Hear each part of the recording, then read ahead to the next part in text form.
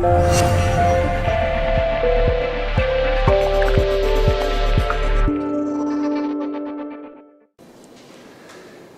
buenas tardes, noches. Vamos a ser puntuales, ya vamos un poquito retrasados.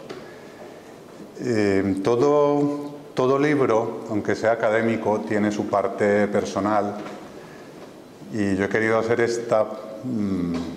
la presentación de este libro como si fuera la defensa de mi segunda tesis. En la diapositiva pongo lo que consta en Internet, en el archivo de la Universidad de Navarra, donde yo hice la tesis y presenté la tesis en el año 94. Y desde entonces yo ya tenía interés por la enfermedad coronaria. El título de la tesis es Vasculopatía coronaria del injerto en el trasplante cardíaco ortotópico, estudio angiográfico evolutivo. Eso significa que estuve estudiando todos los cateterismos de todos los pacientes trasplantados allí. Sacamos unas conclusiones muy interesantes. Vimos que los trasplantados tienen un tipo de enfermedad coronaria diferente al de la población normal. Es una enfermedad inflamatoria, con el agravante de que ellos, como están denervados, ellos no sienten angina y van teniendo infartos de manera silenciosa. Es uno de los problemas de los trasplantados. Cuando yo defendí la tesis en el año 94, era diciembre, mi familia se había ido a Colombia, mis padres no estaban, todo fue como desde lejos y para mí hoy es un orgullo tenerlos aquí. De hecho, los he invitado expresamente porque son parte fundamental. Es como una revancha y esto es una pequeña sorpresa porque nadie lo sabe, pero yo quería hacerles a ellos un homenaje porque, claro, son mis padres. Me dieron la vida, yo llevo su sangre, su carne, sus formas de andar, sus muchas cosas, más virtudes que defectos, y yo les debo muchísimo a ellos. Entonces, antes de empezar la charla en forma, y en 30 segunditos, yo les voy a hacer a ellos una entrega simbólica del libro en agradecimiento por todo.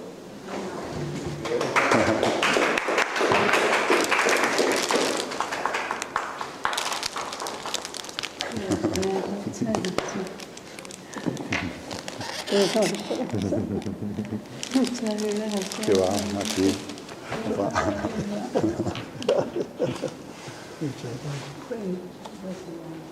No.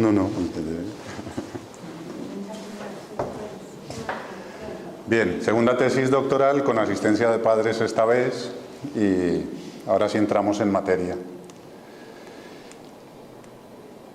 El libro lleva por título Metales pesados, déficit de ascorbato, que es la vitamina C, factores de riesgo atípicos de arteriosclerosis, un cambio de paradigma en la cardiología moderna.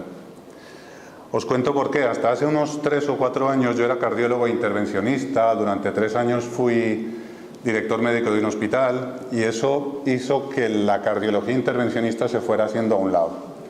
Cuando quise volver a recuperar la cardiología intervencionista ya no fue posible, físicamente, digamos que por temas administrativos ya no tenía un hospital donde hacer un buen volumen de cateterismos, y entonces volví a la práctica clínica, a la consulta habitual cara a cara con el paciente que tiene problemas. Cuando estás haciendo cateterismos, eso no lo ves, tienes el paciente un ratito, le pones un stent, le haces un cateterismo, pero el paciente se va de nuevo a su cardiólogo clínico. Cuando yo volví a la cardiología clínica, me encontré con un, entre comillas, problema, que es de lo que va la charla. Yo no voy a contar detalles del libro, pero sí voy a contar qué es lo que me ha llevado a escribir este libro por el cambio que he percibido durante los últimos 4 años. Recuerdo que uno de los últimos pacientes a los que les puse un stent en un hospital de aquí de Málaga era un hombre delgado, de 70 años, que tenía colesterol normal, que tomaba 80 miligramos de atorvastatina, que no era diabético, que no tenía historia familiar, y sin embargo yo le estaba haciendo el cateterismo número 7 y acabé implantándole el stent número 10 que tenía ese hombre en el árbol coronario. Él me mira y me dice: doctor, ¿y a mí qué me pasa? Como no estaba encajado dentro de lo que nosotros conocemos como factores de riesgo típicos, al final la respuesta típica, pues será alguna cosa genética lo que te pasa, pero te quedas dentro con una sensación de, pues, la respuesta me la estoy inventando porque en el fondo no sé qué pasa. En estos 4 años yo he entendido esto: la arteriosclerosis es una enfermedad inflamatoria.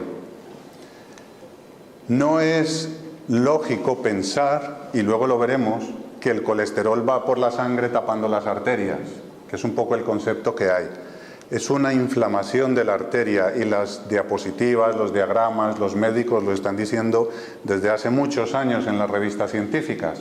Es una inflamación de la arteria en la que participan todas las células inflamatorias y el colesterol también, que más adelante veremos en qué consiste el papel real del colesterol en la arteriosclerosis y por qué cuando la arteria sufre esta ruptura de la placa se tapa y viene lo que conocemos como infarto o evento coronario agudo.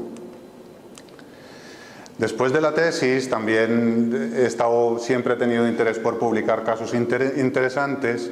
Este es uno que es un paciente que atendimos en Medellín, Colombia, en el año 98-99 y lo publicamos en una revista internacional.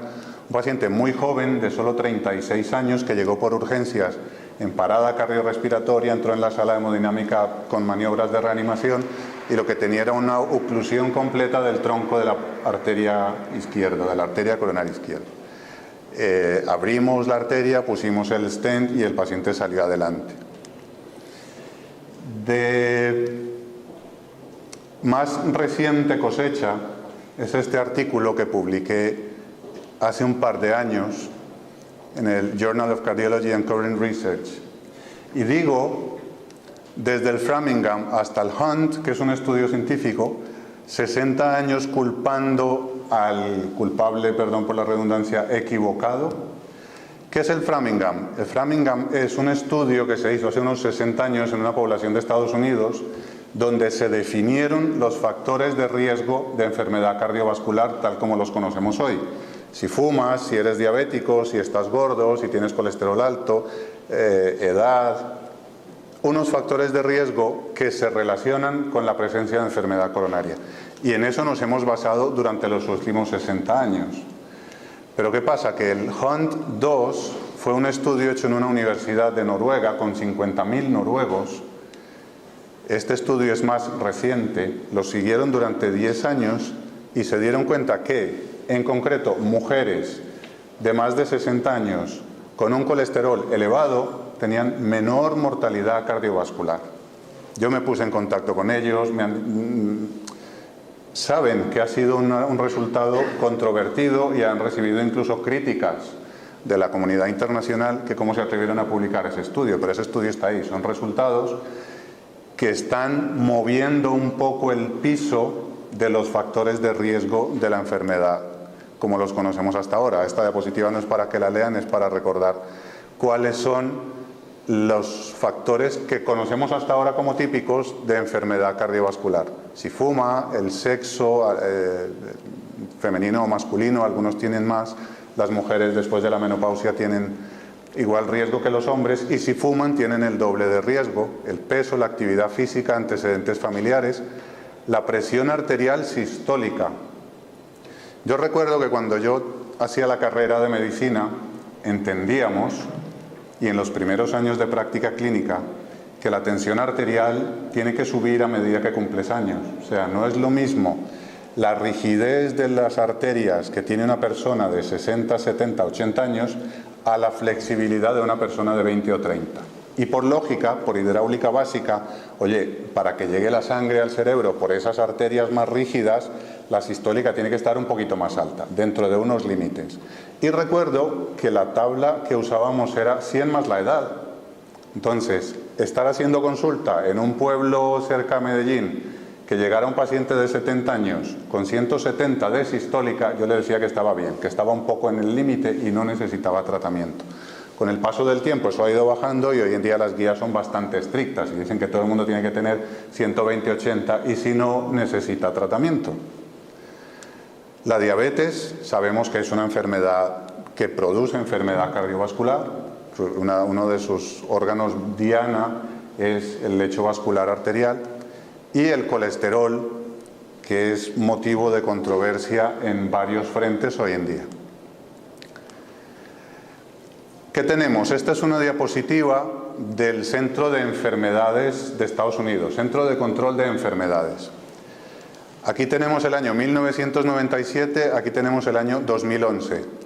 La curva de arriba, en amarillo, muestra la suma de enfermedad coronaria e ictus.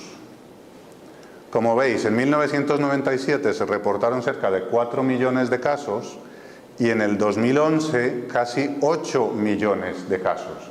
Es decir, que a pesar de que en principio tenemos identificados los factores de riesgo y en principio estamos medicando a todo el mundo para que no tenga enfermedad coronaria, la enfermedad coronaria no deja de aumentar. Y si esto fuera realmente una tesis doctoral, esta sería uno de mis objetivos. Entender por qué la enfermedad coronaria no deja de aumentar. Todas las curvas van en aumento. Hay un matiz. La mortalidad por enfermedad coronaria ha disminuido. Es decir, la enfermedad coronaria se presenta más, pero la gente se muere menos de ella. Con lo cual, los clientes están servidos, o sea, estamos haciendo bien la cosa, estamos enfermando a la gente y luego los mantenemos vivos para tenerlos en tratamiento un tiempo largo. Esto es un poco en broma. Si realmente los factores de riesgo estuvieran bajo control y la enfermedad coronaria la estuviéramos atacando de raíz, esta curva no tendría que ser así. Tendría que ser como es esta, que es un informe del mismo Centro de Control de Enfermedades de Estados Unidos, pero hablando de la tuberculosis.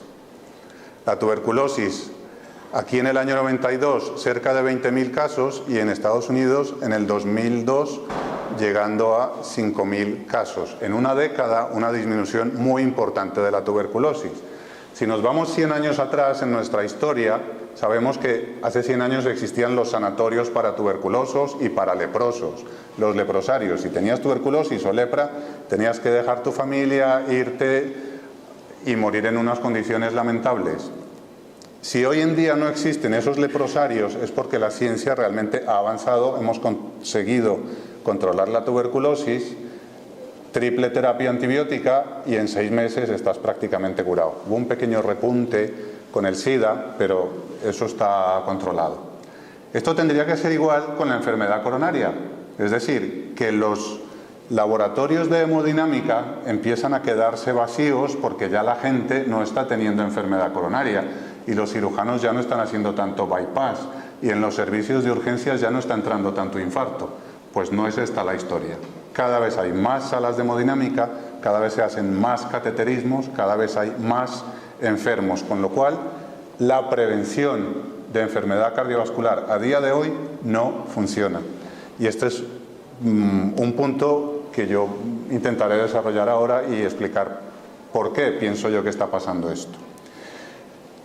Esto es lo que nosotros nos imaginamos que pasa cuando se tapa una arteria, es decir, grasa, colesterol tapando la arteria. Empieza progresivamente, la arteria se va ocluyendo. Esto no es real. Esto nos lo venden en la televisión cuando quieren vender productos que bajan el colesterol. Nos enseñan pelotitas de colesterol tapando la arteria y esto es lo que mucha gente cree. Nos enseñan que hay colesterol bueno y colesterol malo, pero esto también es un nombre bastante desafortunado. Una cosa es el colesterol, que es una molécula determinada, de un lípido determinado, y otra cosa es una lipoproteína. Las lipoproteínas hay 5 tipos. Hay kilomicrones, lipoproteínas de muy baja densidad, lipoproteínas de densidad intermedia, lipoproteínas de densidad baja y lipoproteínas de densidad alta. Estas dos últimas son las que conocemos como colesterol malo y como colesterol bueno. Eso es un error. ¿Por qué? Porque el colesterol, al ser una sustancia liposoluble, no puede viajar libremente por la sangre. El colesterol, si fuera soluble en agua, viajaría libremente por la sangre como las sustancias hidrosolubles. Pero al ser solamente soluble en grasa, viaja encapsulado. Es decir, el colesterol no viaja libre, viaja en una especie de transportadores que son las lipoproteínas que he mencionado en la diapositiva anterior. Aquí veis el colesterol viaja dentro de la lipoproteína. Cuando tú tienes una inflamación, que se ve en el lado de allá de la diapositiva, hay un montón de factores, células inflamatorias, glóbulos blancos, y el colesterol, cuando acude allí, acude a cumplir una función que fue de las cosas que a mí más me costó entender. El colesterol tiene funciones antiinflamatorias. Hay unos lípidos que realmente son malos, el tromboxano, el ácido lactirónico. Esos son lípidos protrombóticos, son lípidos proinflamatorios. El colesterol balancea los lípidos malos y entonces allí donde hay un sitio inflamado, el colesterol acude encapsulado en las lipoproteínas de baja densidad, las LDL, que es lo que nos han dicho. Las LDL son malas porque llevan el colesterol a las arterias y las tapan. Para yo intentar entender esto, he hecho esta especie de comparación. Hagamos un estudio fotográfico de todos los accidentes que pasan en la península ibérica. Normalmente, ¿qué encuentras? Que hay un coche accidentado y una ambulancia, o un coche de bomberos o un coche de la Guardia Civil. Se repite la historia, un coche accidentado y una ambulancia. Vamos a sacar conclusiones y se nos ocurre concluir que estadísticamente hay una correlación entre la presencia de ambulancias y la presencia de accidentes de tráfico. Con lo cual, asumimos que las ambulancias son peligrosas, porque las ambulancias están relacionadas con los accidentes de tráfico. Es un poco lo que yo entiendo que nos ha pasado con el colesterol. El colesterol está allí no ocluyendo la arteria. Lo primero que ocurrió fue la inflamación. Luego llega el colesterol cargado o transportado en las lipoproteínas de baja densidad. Hemos hecho la foto, hemos encontrado el colesterol ahí y hemos dicho, atentos que el colesterol está tapando las arterias. Es decir, que esto es solo una teoría de varias que hay acerca de la arteriosclerosis. A día de hoy esto lo asumimos, pero no de una manera cierta. Una cosa es correlación estadística y otra cosa es correlación causal. Hay estudios estadísticos que demuestran que tener un coche rojo se asocia con una tasa más alta de divorcios. Y es posible que sea verdad. Es decir, un coche rojo, divorcio, pero no quiere decir que si yo me compro un coche rojo me voy a divorciar. Una cosa es la correlación estadística, y de eso hay así, tenemos muchísimos estudios hablando de correlaciones estadísticas, pero eso no necesariamente significa que una cosa es la causa de la otra. Estas diapositivas son muy densas, no para que las leáis, sino para que queden registradas en el vídeo y que luego cada uno pueda buscar en su casa y leerlo. En el año 2004 sale este estudio diciendo que hay problemas éticos en la práctica de las guías de prevención cardiovascular europeas.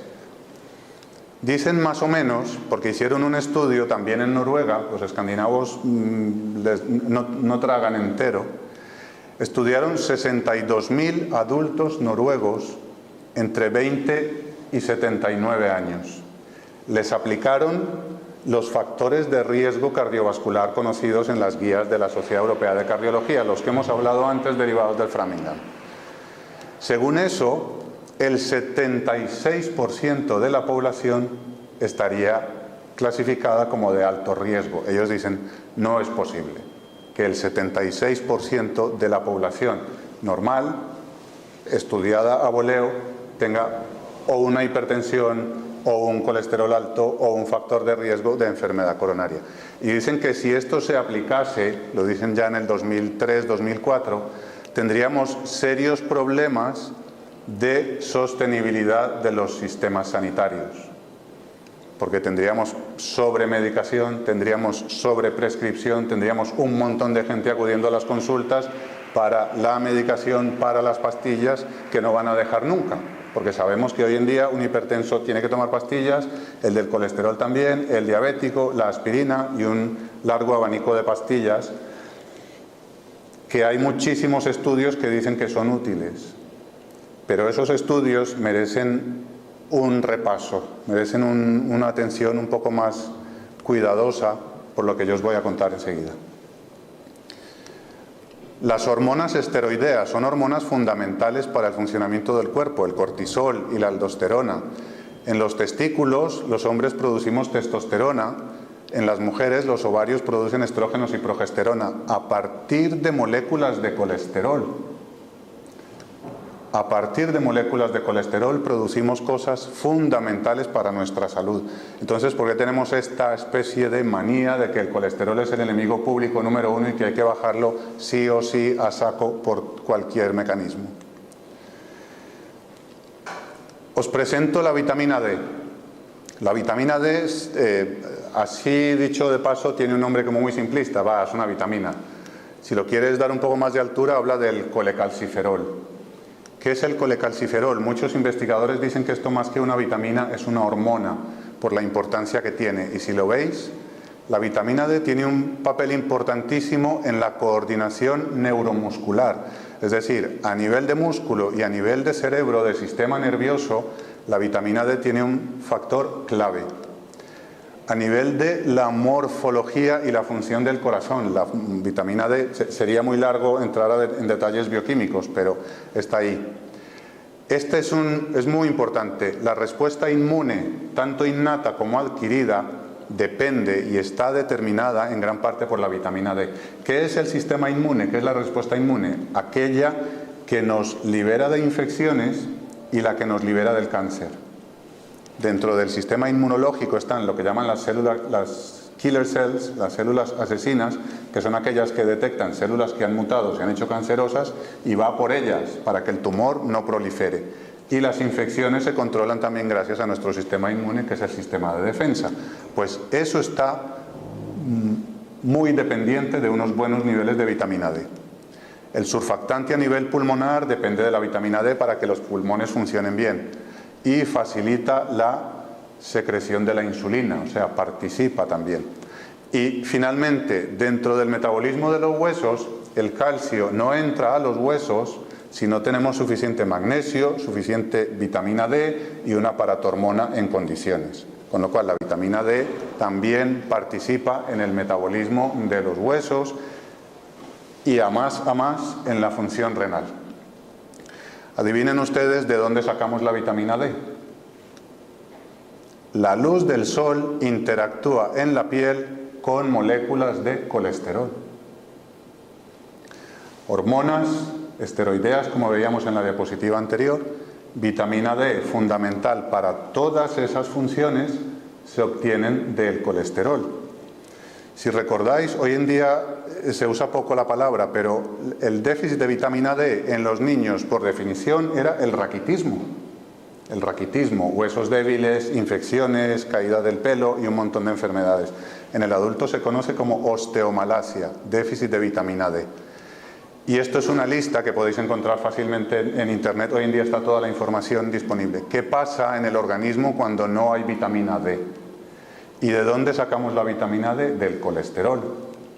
Una de las conclusiones que yo diría en mi tesis doctoral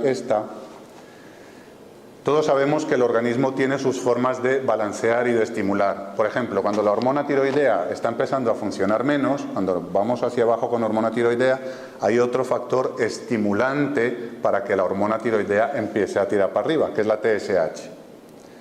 ¿Por qué no pensar que una de las causas de que suba el colesterol en un paciente sea una baja vitamina D? Mecanismo de defensa del organismo: oye, tienes la vitamina D, yo soy tu precursor, voy a subir a ver si te subo a ti. Eso es una teoría que lanzo yo. Porque estamos adoptando una estrategia peligrosamente simplista. Es decir, no, es el colesterol, ya está. ¿Tienes un ictus? Venga, 80 de atorvastatina. ¿Has tenido un infarto? 80 de atorvastatina, doctor, pero yo es que nunca he tenido el colesterol alto. Da igual, hay estudios que demuestran que las estatinas son sanas. Y a todo el mundo a bajarle el colesterol por norma. Aquí dice niveles bajos de colesterol y aumento en la mortalidad por ictus isquémico. Hay varias voces que vienen publicando, diciendo, investigando y publicando. El colesterol bajo, muy bajo, es peligroso. Tiene tendencias a producir arritmias cardíacas y puede producir disfunción a nivel cerebral. Yo me lancé otra vez y publiqué, realmente es un resumen, este artículo es un resumen, lo publiqué este año en abril, es un resumen del libro y se titula Factores de riesgo atípicos de arteriosclerosis y enfermedad coronaria. Es tiempo de abrir la caja y mirar fuera. Es decir, tenemos que dejar de estar encajonados en lo que nos dijo Framingham y empezar a estudiar por qué la enfermedad coronaria no deja de crecer y por qué hay tanta gente como ese paciente al que yo le puse el stent número 10 que sin estar encajado dentro de los factores de riesgo típicos siguen presentando enfermedad coronaria. Y esto ya es el no va más. Os invito a los que sois médicos y los que veáis esto, que leáis este artículo. Es un artículo que viene de una universidad japonesa. Está publicada en una revista de farmacología clínica. Y dice que las estatinas estimulan la arteriosclerosis y la insuficiencia cardíaca. O sea, o paradoja. Poneros en mi lugar, yo soy cardiólogo, llevo 10, 15 años diciendo a la gente que hay que bajar el colesterol, que tiene que tomar estatinas, y yo me empiezo a encontrar estas cosas durante los últimos 4 años que para mí no han sido fáciles de asumir. Lo he investigado, lo he leído, lo he vuelto a leer. Por eso me hice fan de la medicina ortomolecular, de la que voy a hablar un poquito más adelante. ¿Qué es la medicina ortomolecular? Y porque yo creo que es un paso de gigante a la hora de entender las enfermedades y lo que está pasando hoy en día. Estos autores dicen que las estatinas bloquean la vitamina K2, con lo cual facilitan la calcificación de las arterias coronarias, bloquean la coenzima Q10, que es el motor de la mitocondria, que produce ATP, y como sabéis el corazón es un músculo que necesita energía constantemente porque no descansa nunca, y que bloquean varios mecanismos que son necesarios para la salud. Que en el fondo, a largo plazo, si tú tomas estatinas, yo qué sé, 5 o 6 años a lo mejor no pasa nada, pero 15, 20 años, como nos empezamos a encontrar hoy en día, porque la lovastatina salió a principios de los 90, puedes tener una enfermedad mitocondrial severa, y enfermedades mitocondriales son el Parkinson, el Alzheimer, la insuficiencia renal, la insuficiencia cardíaca, etcétera, etcétera, etcétera. Son enfermedades que están en aumento cuando todo el mundo está, venga a bajar el colesterol, con medicamentos que hasta ahora considerábamos sanos. Yo recuerdo haber estado en Chicago en el año 2007 cuando se lanzó el Crestor, que es la última estatina que salió, la rosuvastatina. Aquello parecía que había llegado el cielo a la tierra, y era verdad, nos lo creíamos. Y en ese congreso se dijo que había que pensar en estrategias para que las estatinas llegaran a la población, incluso en el agua, que se metieran las estatinas en el agua. Y hoy en día nos empezamos a encontrar voces bastante discordantes que no están de acuerdo ni con la teoría del colesterol ni con el uso de estatinas de forma rutinaria. Más cosas que nos encontramos en Internet y que están al acceso de los enfermos. Los pacientes ya tienen acceso a la información y cuando vienen a la consulta hay muchos que vienen bastante informados. Eso a algunos colegas les molesta, a mí particularmente me gusta, porque interesa que los pacientes nos vayan guiando por el camino adecuado. Siento la diapositiva, pero es que no me he resistido a copiar directamente la página. Esta página dice que el cerebro necesita colesterol para sobrevivir. Y dice, let me say it again, déjame repetirlo, el cerebro necesita colesterol para sobrevivir. Cuando yo leo esto, digo, este hombre o tendría que estar en la cárcel o hay algo que no estamos haciendo bien.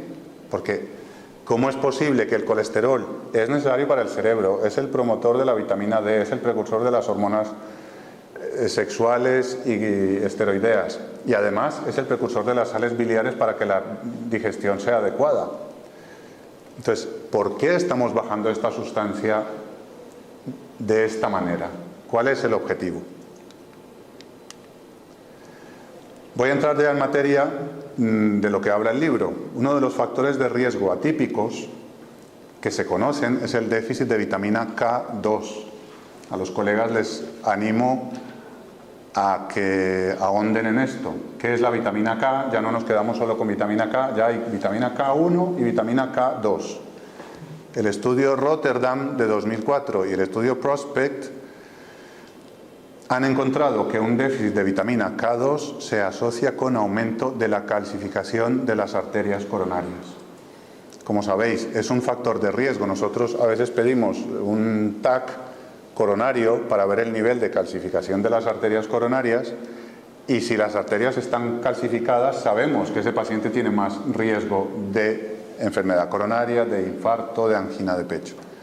La falta de vitamina K produce depósitos de calcio en las arterias y suficiente vitamina K no hay depósito de calcio en las arterias. Ese es un factor de riesgo atípico, déficit de vitamina K2.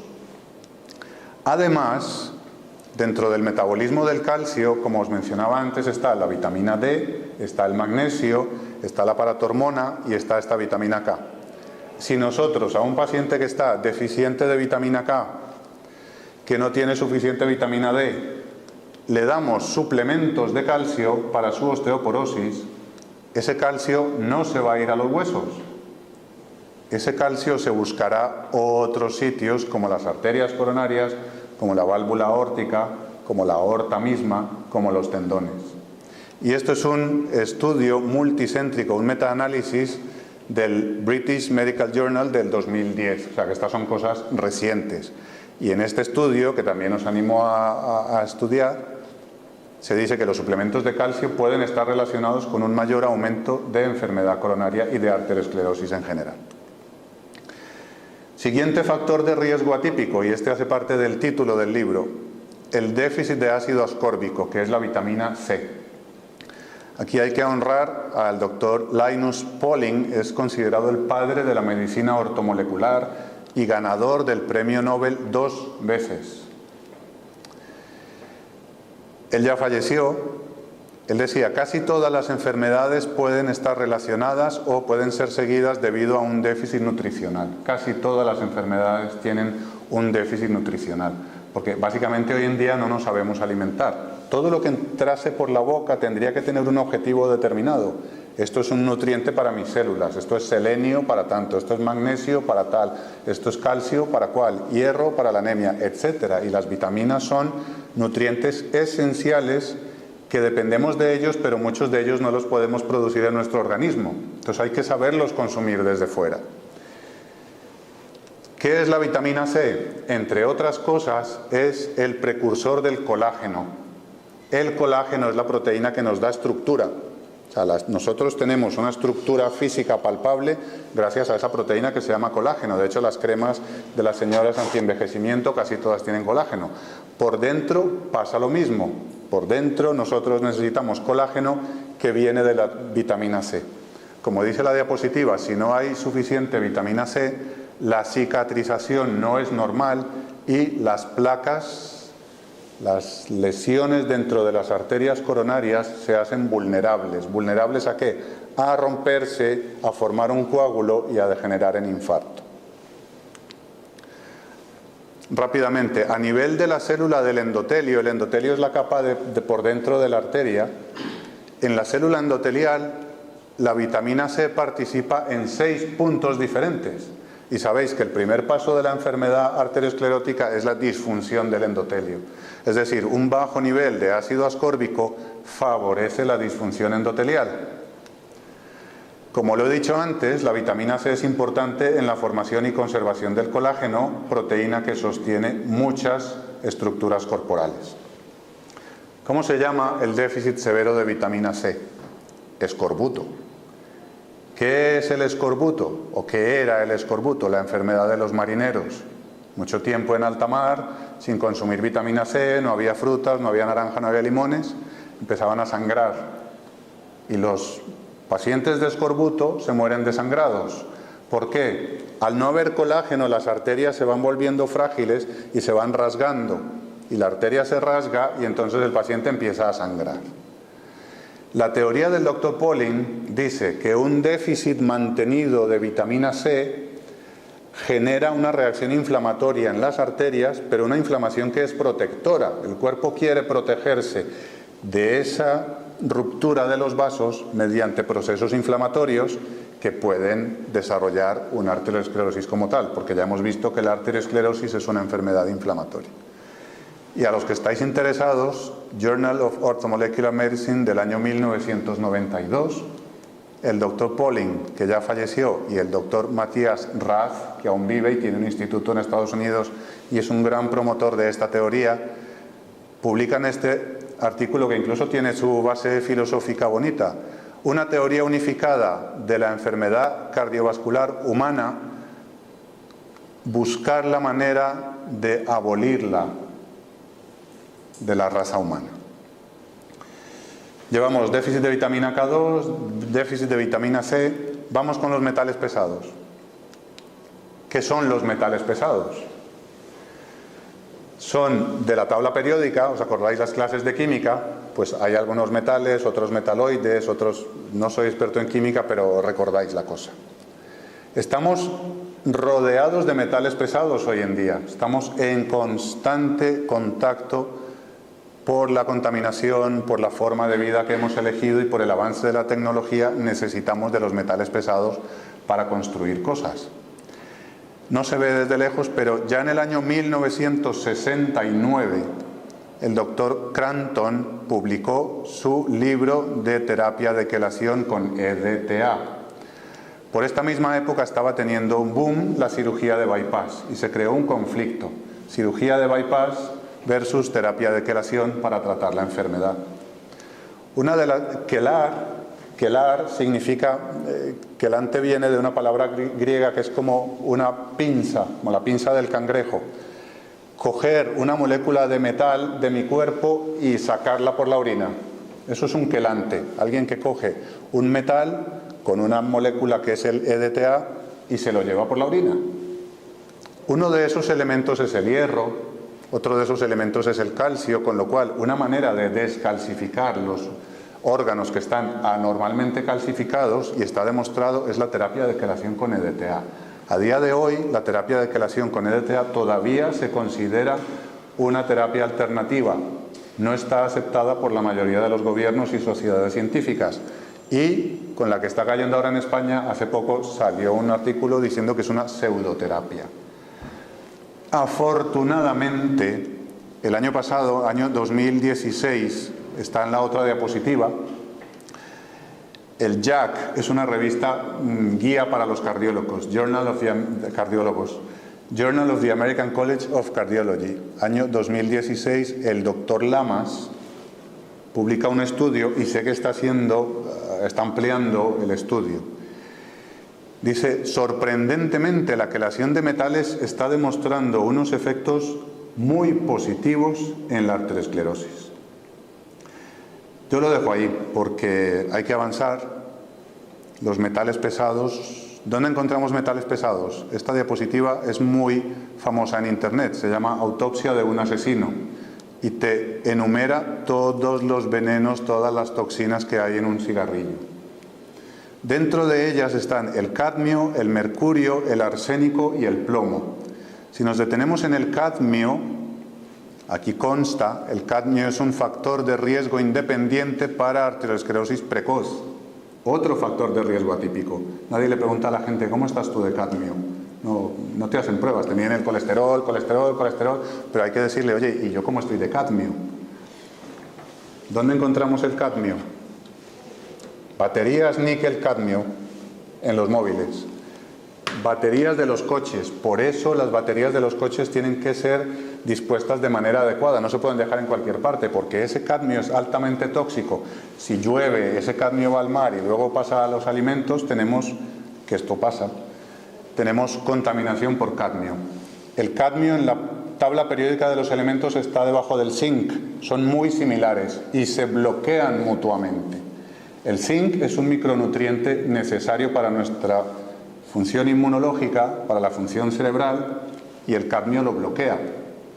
Y al revés, aquí pone que una de las maneras de quitarse el cadmio es aportar zinc, porque el zinc lo bloquea. Una molécula de cadmio tiene una vida media de aproximadamente 20 años. Le gusta también la cara ventral de la próstata, o sea que se relaciona mucho con el cáncer de próstata. Tú puedes dejar de fumar hoy, si no has hecho una estrategia de quelación de tu cadmio, en 5, 10, 15 años desarrollar un cáncer de próstata por ese cadmio que inhalaste cuando eras fumador 15, 20 años atrás. El cadmio es quelado con el EDTA. Gracias a la Sociedad Española de Medicina Integrativa, a la Sociedad Española de Medicina Ortomolecular, estamos recuperando la terapia de quelación con EDTA, que tiene que ser hecha en buenas manos, hay que entrenarse, tiene unos requisitos. Hay un libro que habla de ella, escrito por el mismo doctor Crampton que mencionaba antes, que se llama Bypaseando la cirugía de bypass, porque puede llegar el momento en que esta sea la alternativa a la arteriosclerosis. Todavía tenemos muchos pacientes, los que llamamos no hope, los que no tienen esperanza, y es que tienen ya las arterias tan tapadas que no les cabe un stent, que no se pueden operar. Nos quedamos a ver qué pastilla le damos, 80 miligramos de atorvastatina o un montón de medicamentos, pero no limpiamos las arterias, porque estamos a lo mejor teniendo un enfoque puramente macroscópico, estamos viendo un tubo al que llamamos arteria. Cuando empecemos a ver el cuerpo como lo que realmente es, un óvulo fecundado de mi madre, no un puzzle de órganos, sino un óvulo fecundado de mi madre que es sabio, que se creó a sí mismo por una naturaleza que viene, sabemos de dónde.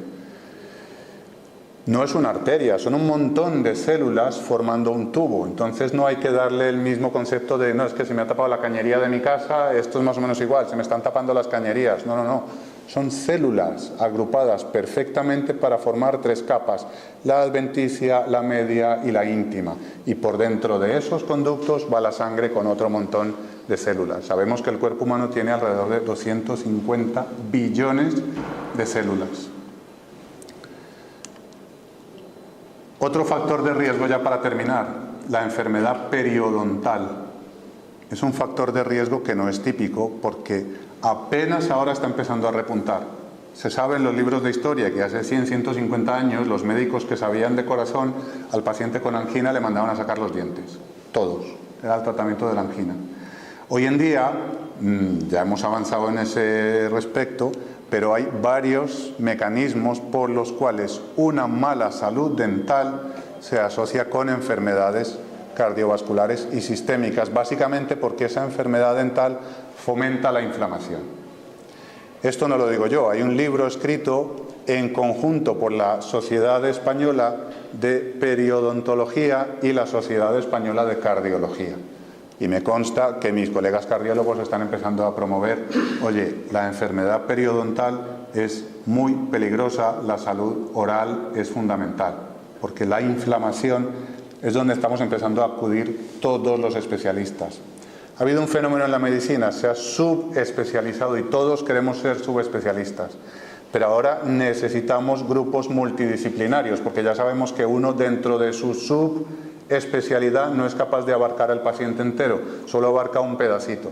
Entonces empieza a haber conceptos como la neurocardiología, cardiooncología, etcétera. Es decir, vamos formando otra vez grupos multidisciplinarios porque tenemos que, para tratar al paciente de manera adecuada, agrupar todo el conocimiento, integrar ese conocimiento.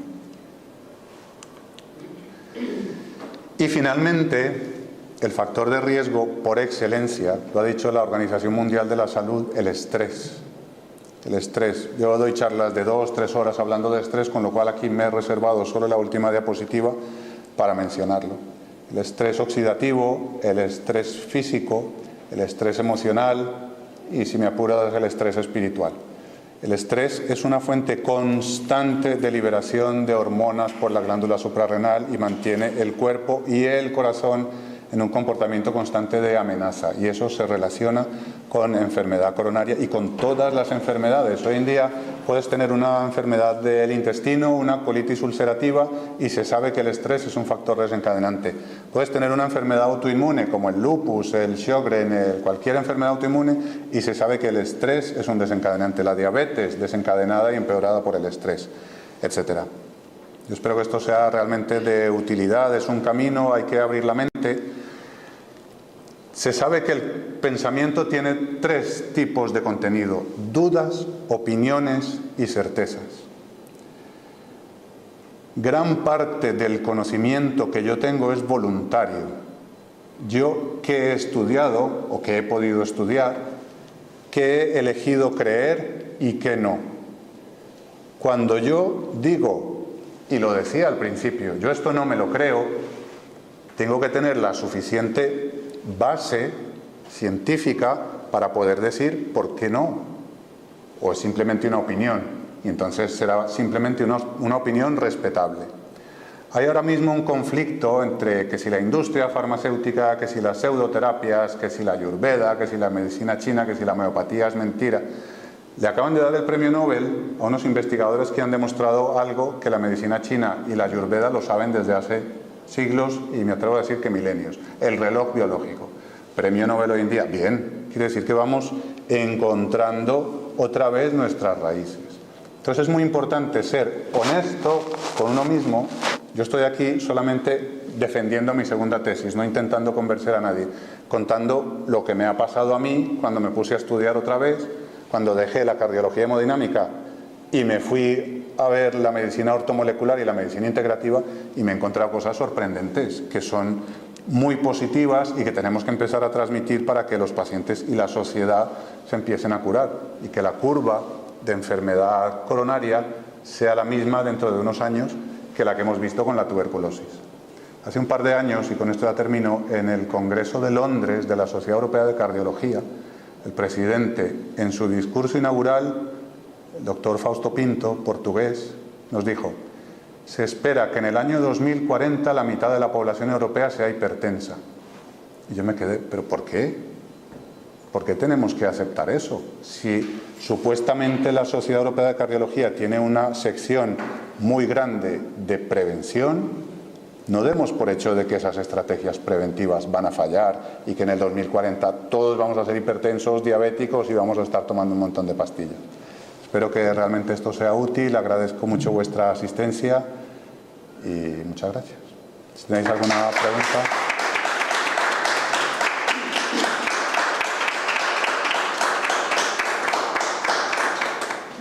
Yo tengo una pregunta. ¿Has dicho alguna vez que en los dentífricos hay flúor y metales pesados que... ¿Cómo se puede mantener una buena higiene bucal sin usar esos dentífricos? Sí, el flúor es otra de las controversias. Cuando yo me empecé a meter en el tema de los metales pesados, entré en contacto con una sociedad europea, Sociedad Internacional de Toxicología Clínica de Metales. Y una de las cosas que empiezas a ver es que dentro de la medicina nuestra hay muy poco conocimiento del entorno, del ambiente. Pensamos que todo es una infección. Cada que hay alguna duda de algo, neumonía atípica, antibióticos. Cualquier inflamación, por si acaso, puede ser una infección atípica, antibióticos. Y no es del todo así. El flúor es un caso especialmente doloroso, entre comillas, porque nos lo venden como que es protector bucal y que tiene que estar en el agua para que el agua sea potable. Pero resulta que el flúor es una sustancia neurotóxica, es decir, ataca las células cerebrales y tiene otros problemas a nivel tiroideo y tiene muchas interacciones con enzimas y con sustancias del cuerpo. Entonces, esto está ahí, está escrito. Hay que intentar conocerlo, apartarse del flúor y, para responder a tu pregunta, una higiene bucal, primero, una adecuada alimentación. Cuando tú comes demasiado azúcar, eso ya de entrada produce lo que llaman el tooth decay, trastornos dentales. Segundo, agua, un buen cepillo, el aceite de coco es un muy buen antibiótico, muy buen antifúngico, y hay varias alternativas. Hoy en día el mundo de lo ecológico está en un bello florecimiento y encuentras muchas alternativas. El aceite de coco es una muy buena. Enjuagues de aceite de coco, bien, para la higiene oral. ¿Más preguntas?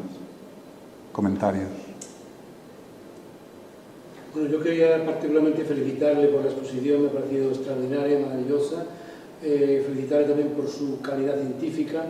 Yo creo que es alta. Yo creo que el problema que tenemos en médico también, el problema que tenemos en medicina, es que la ciencia no gusta, porque la ciencia hay que estudiar, hay que investigar, y gusta lo que es fácil, lo que saca dinero, y desde el punto de vista clínico, yo he tenido muchísimos problemas con el tema del colesterol. Yo soy médico psiquiatra, entonces ya me encontré en la literatura científica desde hace 15 o 20 años la relación que había con las bajadas sistemáticas de colesterol y las conductas agresivas y los suicidios. Y claro, te encuentras que tener un paciente de psiquiatría tomando estas sustancias y con determinadas pautas. Hace poco tuve la ocasión de observar en un paciente como no vas a estar, empiezas el eterno problema, pero es que esto entonces no lo tome, pero es que entonces toda la política que hay, claro, entonces el propio paciente y su mujer pudo ver cómo el tiempo que mantenía su tratamiento con las estatinas, el comportamiento era más agresivo, llegó incluso a pegar a su mujer con el teléfono, y cuando yo le digo, bueno, pues mira, déjate una temporada y estate 3 meses sin tomar, ¿qué te pasa? Entonces observaron que en esos 3 meses la cosa estaba más tranquila. O sea, pero esto entonces te encuentras con que es un problema terrible.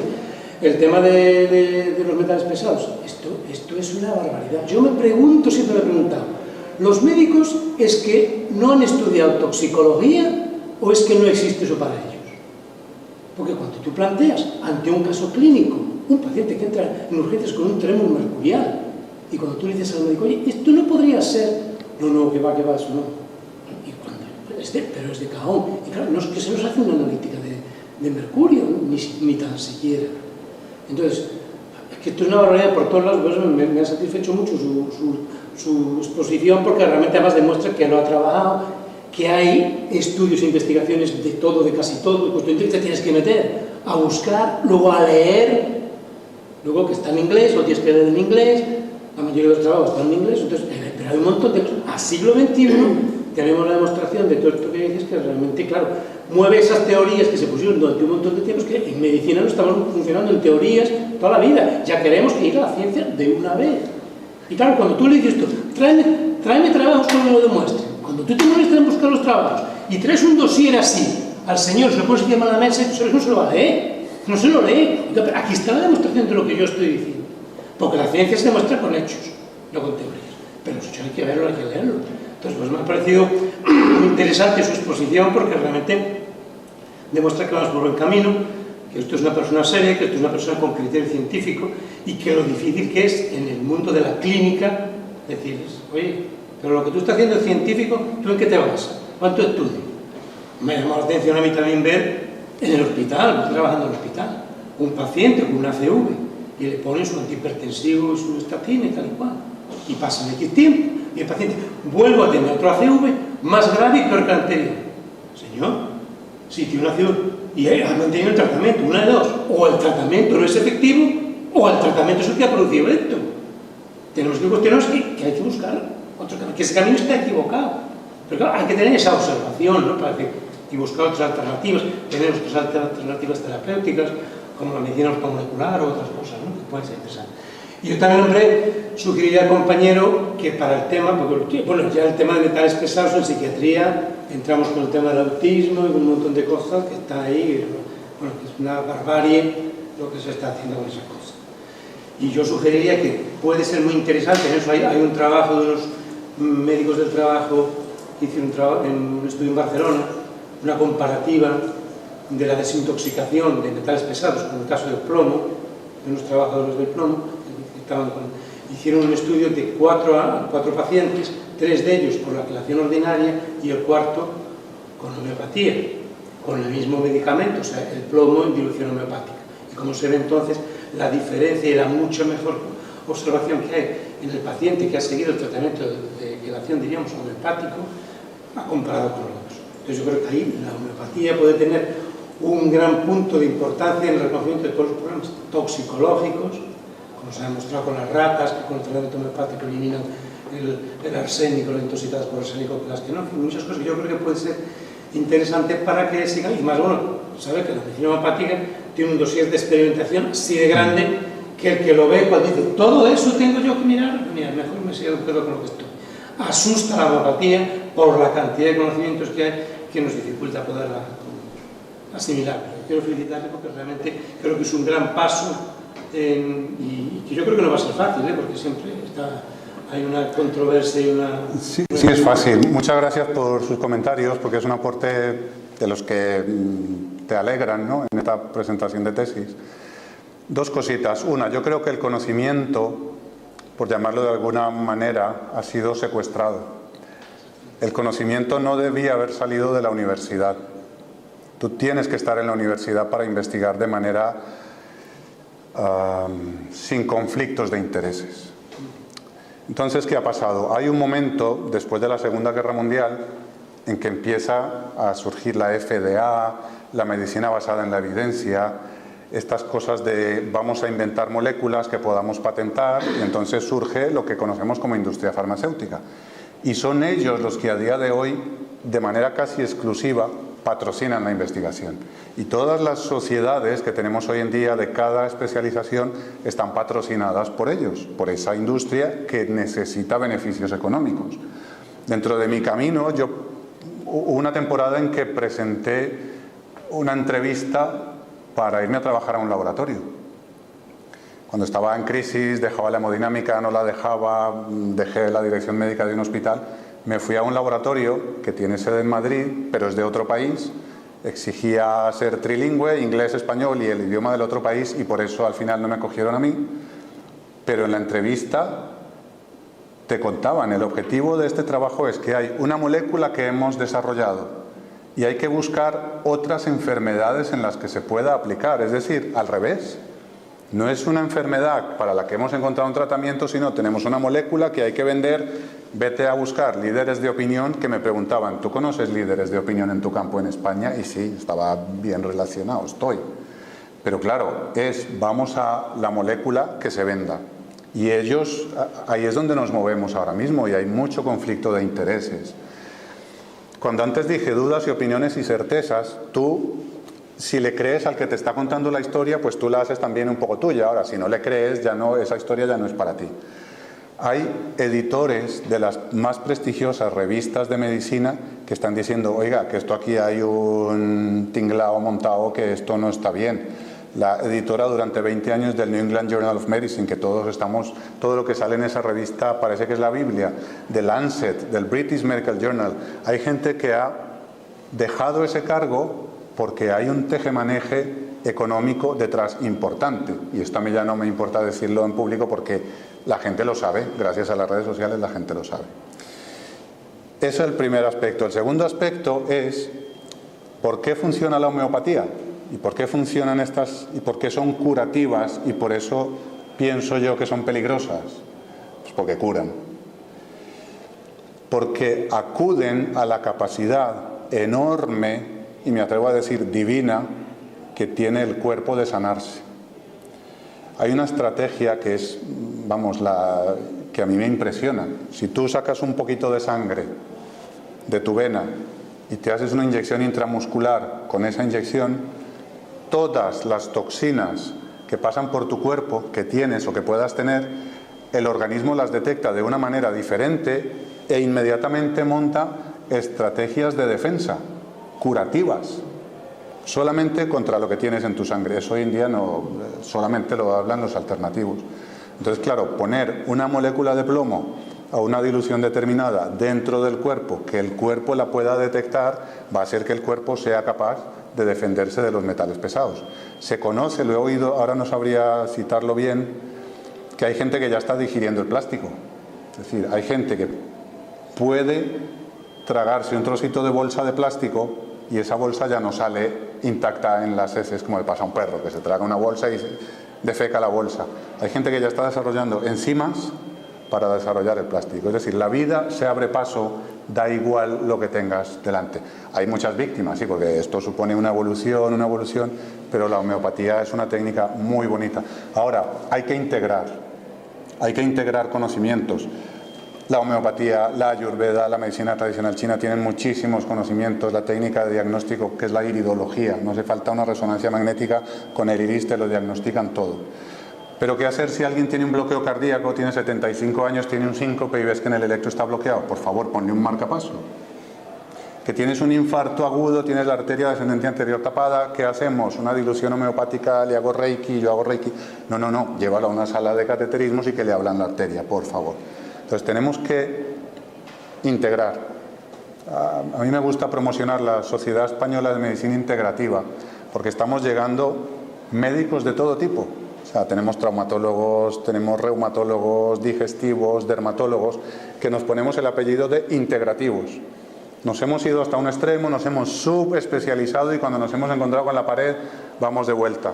¿Y qué nos encontramos? Las terapias alternativas o complementarias, que sabiéndolas aplicar, sabiéndolas estudiar, son brillantes. Bueno, yo creo que ya podemos dejar. Muchísimas gracias y espero que le saquéis provecho. Muchas gracias.